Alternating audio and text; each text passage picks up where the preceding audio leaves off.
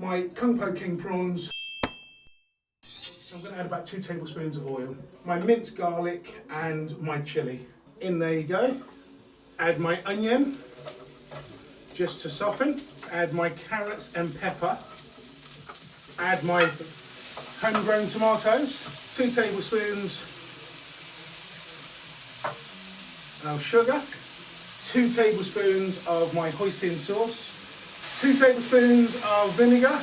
1 tablespoon of tomato ketchup. Half a tablespoon of tomato puree.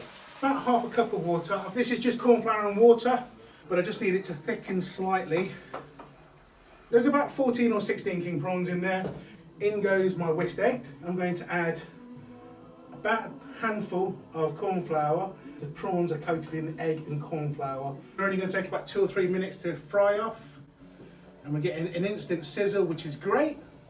And you can see that they're lovely golden brown now. I can't wait to sink my teeth into these actually. Pop in your king prawns, my Kung Po king prawns. Handful of these cashew nuts over the top.